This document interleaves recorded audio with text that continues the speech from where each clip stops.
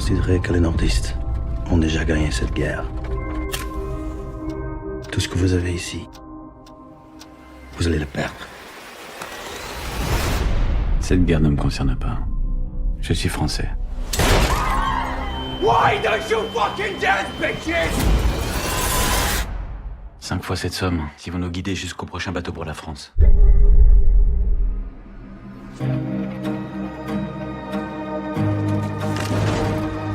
Come along this side. Slowly, don't look down. Je te tiens, je te tiens. Je me sens vivante avec lui. Comme en train de traverser, ça ne te suffit pas?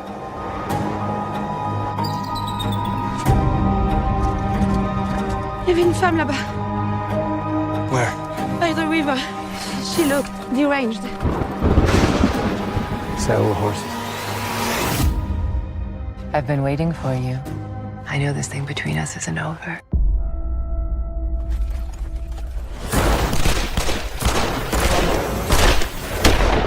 What happened? This is all his fault. He dragged us into this. Stay here.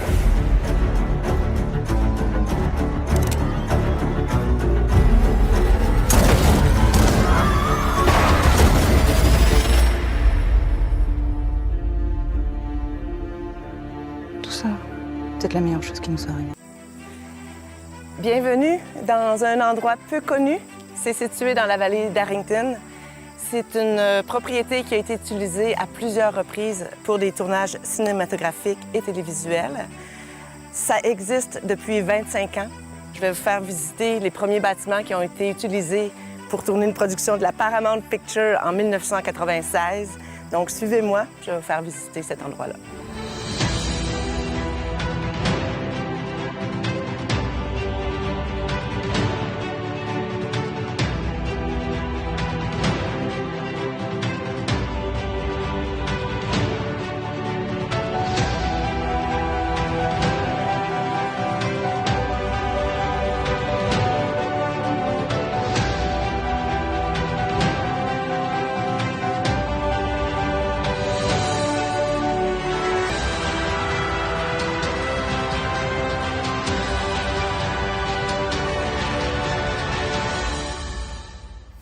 Alors, je vous explique. Ce bâtiment-là a été construit à des fins de décor pour une production de la Paramount Pictures en 1996. Donc, l'histoire derrière tout ça, c'est que le producteur Jake Ebert, qui était un producteur bien connu à Londres et à Los Angeles, bien sûr, un homme originaire de Montréal, qui était derrière ce projet-là, qui s'appelait The Education of the Little Tree. Et il venait de tricher ici, à Arrington, les Smoky Mountains du Tennessee. Alors, on était dans les années 40 et on a construit ici le magasin général dans l'histoire qui se déroulait dans les Smoky Mountains. Et avec les années, je vous dirais, se sont ajoutés des bâtiments accessoires avec toutes les autres productions qui se sont ajoutées. Donc, on parle de Easy Mézac, on parle de Les États sauvages, on parle de 14-18, qui était un documentaire sur la Première Guerre mondiale.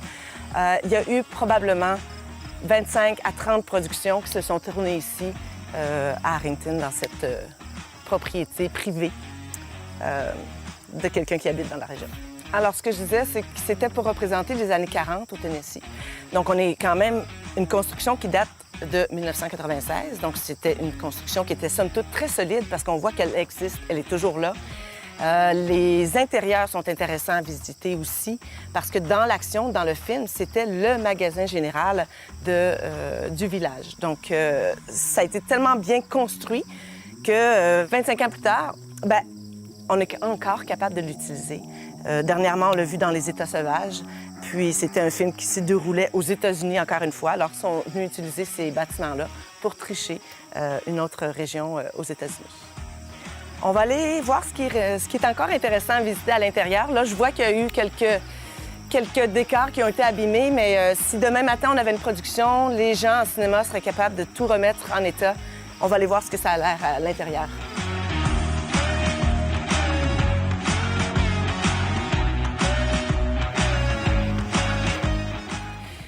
Donc ici, En ce moment, c'est désertique parce que chaque production habille les intérieurs. C'est-à-dire que si c'est un magasin général, ça sera les décors à des fins de. Le dernier qu'on a fait, c'était une maison. Donc, c'était pas un magasin. Donc, c'était habillé comme une résidence. Il y avait la cuisine, il y avait la chambre. Et puis, on voit même encore, là, dans la scène, il y avait des tirs, il y avait des tirs de feu. Donc, on voit encore les vestiges d'une fausse balle qui aurait fait une victime. Il y a eu des vidéoclips qui se sont tournés ici. Le dernier souffle avec Luc Picard. Les États sauvages, on l'a nommé. 14-18, la Grande Guerre. Je les nommerai pas tous, mais c'est un lieu qui, grâce à la solidité de la construction en 1996, a permis d'amener d'autres productions au cours des 20 dernières années.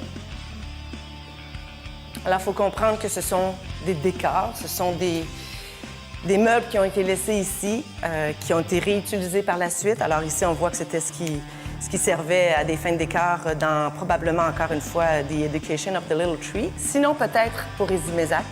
Ça, j'ai pas ce détail-là. Mais ici, on voit aussi une ancienne glacière, l'accès au grenier, des anciens vestiges encore qui sont présents. Donc, c'est un lieu qui a été très, très habité et qui pourra l'être encore, advenant qu'on a d'autres demandes pour des tournages.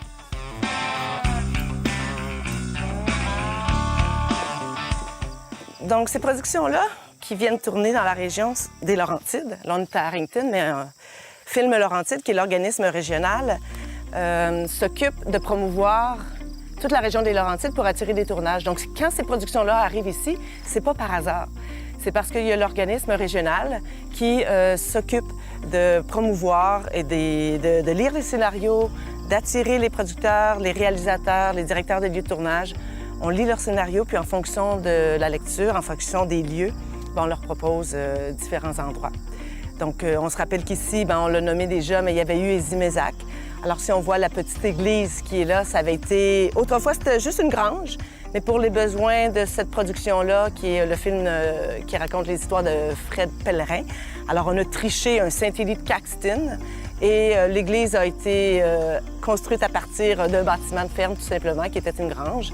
Et si vous regardez le film, par contre, lorsqu'ils sont à l'intérieur de l'église, là, vous allez être dans celle du village de Harrington, les vrais intérieurs d'une vraie église, parce qu'évidemment, si on allait à l'intérieur, il n'y a pas du tout de banc d'église, puis c'est pas du tout une église. Mais par la magie du cinéma, on se serait cru ici.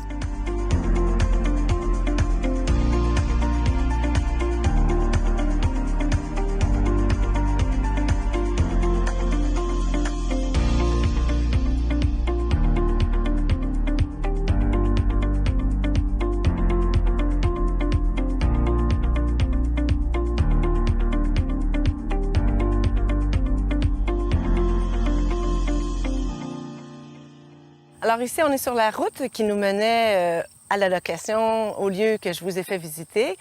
Donc, ce qu'il faut peut-être rappeler pour la petite histoire, c'est que dans les premières années où on faisait visiter cette location-là, il faut savoir que ce chemin-là n'avait pas, n'était pas aussi bien structuré. Il n'y avait pas de fossé, il n'y avait pas de drainage du chemin. Donc, pour une production américaine qui était la production Timeline, qui était une production de Paramount, et évidemment, quand on a visité tout ça à l'automne, le chemin était carrossable, si on veut. Mais on savait très bien qu'advenant le début de la construction des décors, qui était majeur dans le projet, ils entameraient les travaux dès le printemps. Et on savait qu'ici, au printemps, c'était un chemin qui était très pris dans la boue parce que le drainage ne se faisait pas bien. Bref, tout ça pour dire que les travaux ont été exécutés, évidemment, aux frais de la Paramount Pictures. Cette route d'à peu près 1 kilomètre a été complètement rénovée avec les fossés et puis un système de drainage qui a permis, depuis ce temps-là, de pouvoir accéder à la propriété de manière beaucoup plus facile. C'est pour ça qu'on l'appelle aujourd'hui le boulevard Paramount.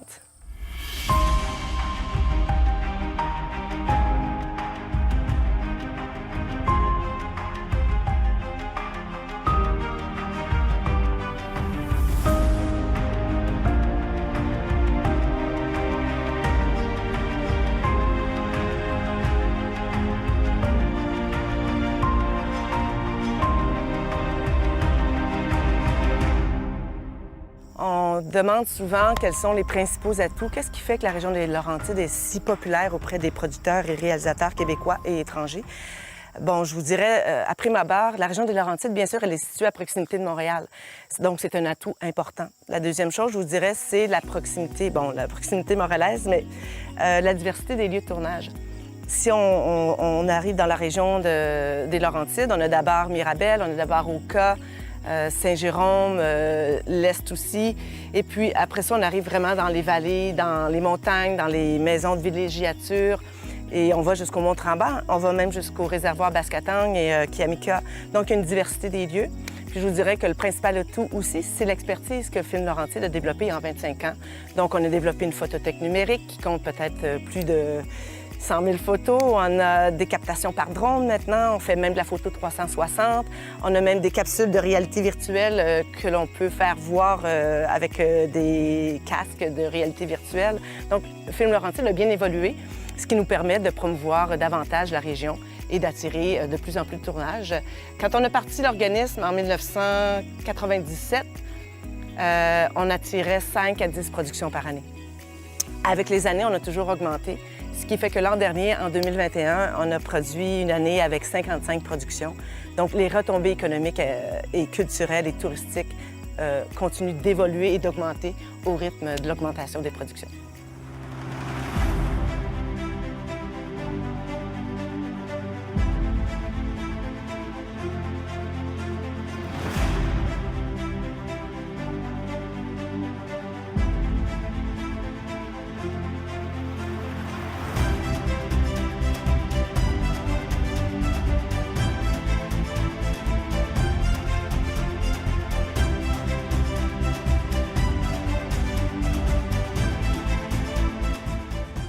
Je vous disais tantôt que les lieux sont réutilisés.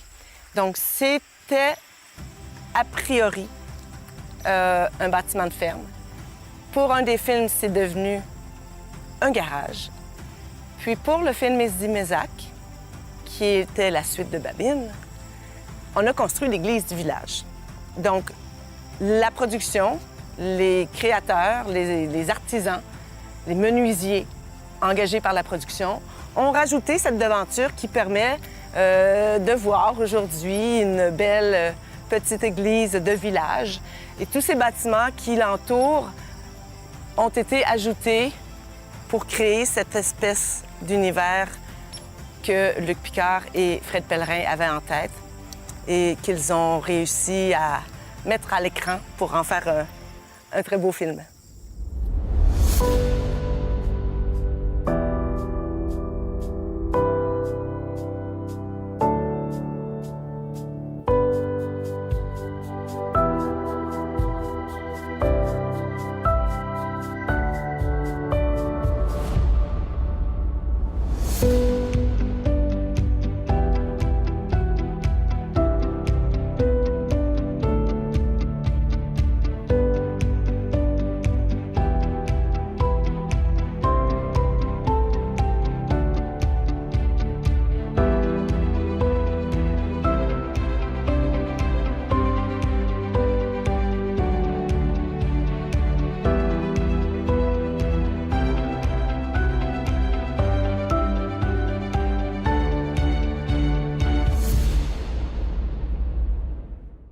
On fait beaucoup de tournées de familiarisation, ce qu'on appelle des tournées de promotion. Puis on organise ça au bénéfice des producteurs américains, bien sûr, mais aussi au bénéfice de nos producteurs québécois. Ce que l'on fait, c'est qu'on part une journée sur la route avec eux. Puis bien sûr, cette location-là fait partie de l'itinéraire de la journée. Donc, imaginez ces producteurs-là qu'on a pris en charge à partir de Montréal. On a d'abord commencé par visiter l'abbaye d'Oka, on est passé via la municipalité de Mirabel, on est arrêté rapidement à la Chute, on a monté la rivière Rouge, et là, on arrive dans la magnifique vallée d'Arrington, et nous, on les transporte ici, et on leur fait visiter ce village-là. Et pour ajouter un peu plus à l'expérience, lorsque les gens ont traversé le village, il y a 2 hélicoptères qui attendent. Et puis là, on part leur faire découvrir un peu plus au nord, c'est-à-dire on survole la rivière Rouge jusqu'au Mont-Tremblant. Alors, ces gens-là ont une idée vraiment générale de ce que peut représenter la région des Laurentides Donc, ça termine notre visite d'un endroit où je vous ai souhaité la bienvenue dans un endroit qui était peu connu. J'accepte l'invitation si vous voulez me relancer. Il y a certainement d'autres endroits dans la région des Laurentides que je pourrais vous faire visiter, qui sont des endroits qui sont connus de l'industrie ou qui sont à découvrir parce que ce sont des lieux qui sont souvent utilisés. Et j'aurais quelques bonnes idées où vous accueillir lors d'une prochaine visite si ça vous intéresse.